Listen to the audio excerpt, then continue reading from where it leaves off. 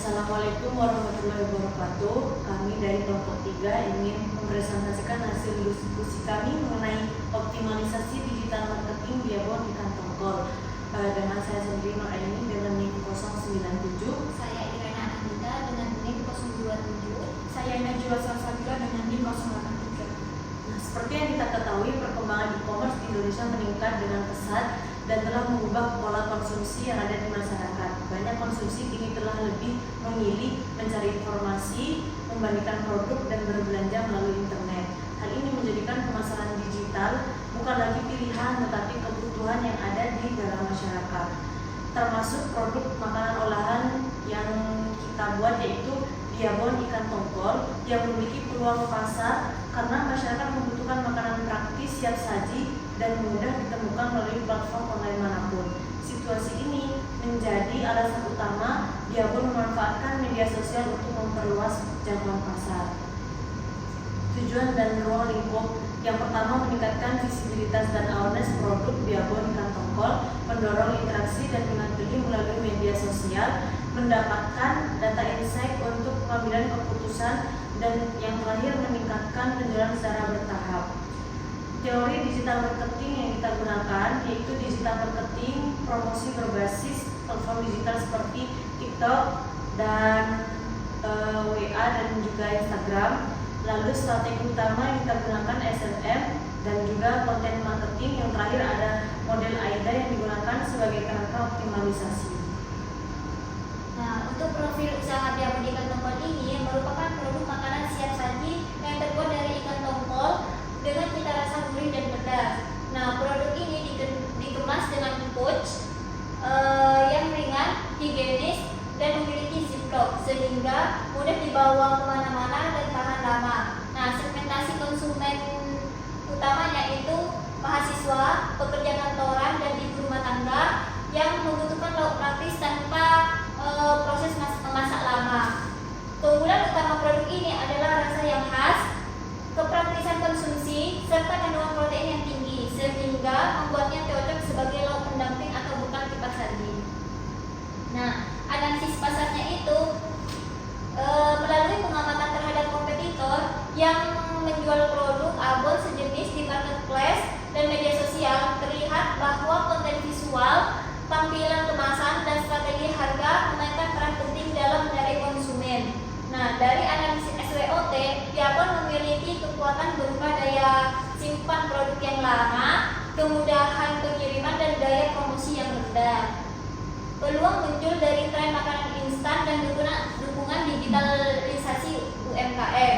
Namun, tantangan tetap ada seperti persaingan harga yang ketat, terus perubahan algoritma media sosial, serta risiko ulasan negatif yang dapat mempengaruhi kepercayaan konsumen. Nah, strategi pemasarannya itu melalui Instagram dan TikTok sebagai platform utama, terus membuat konten seperti foto, video, terus storytelling yang untuk menunjukkan bahan baku lokal dan proses produksi yang higienis, beserta caption yang persuasif.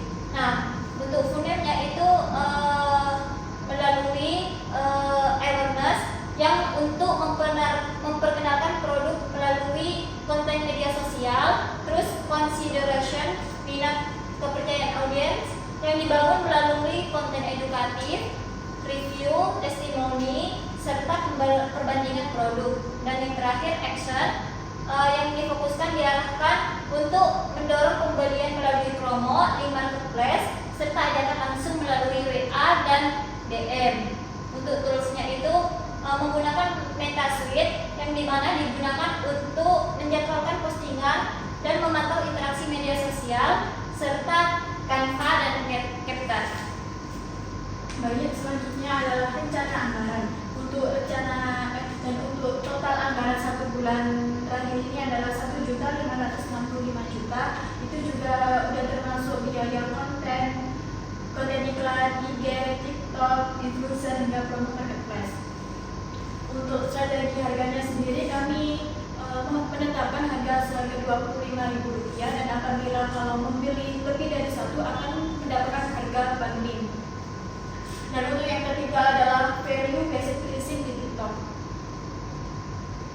Untuk hasil hasil optimalisasi sendiri, IG followers yang aslinya 87 itu naik hingga 152 followers, dan untuk engagement IG itu naik 3 kali lipat, dan untuk TikTok views itu naik 4 kali lipat, yang awalnya 100 views menjadi 400 views.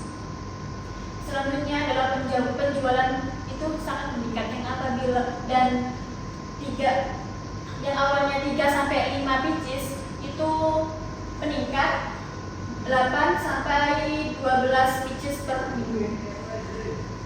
Selanjutnya adalah evaluasi dan faktor pendukung. Berdasarkan KPI itu menunjukkan bahwa sebagian besar indikator berhasil dicapai. Keberhasilan ini tuh didukung oleh konsistensi unggahan, kualitas konten visual, pemanfaatan TikTok, serta respon cepat melalui WhatsApp. Namun ada beberapa kendala yang dimana itu waktu terbatas untuk membuat konten, terus perangkat editing yang kurang optimal, serta perubahan algoritma yang kadang mengurangi jangkauan konten tersebut.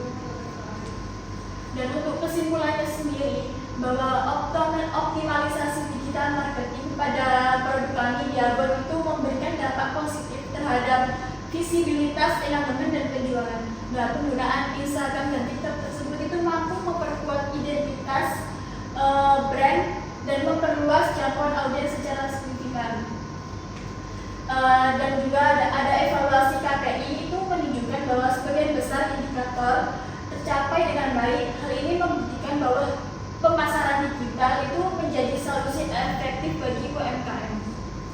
Sekian presentasi dari kelompok kami. Kurang lebihnya mohon maaf. Wassalamualaikum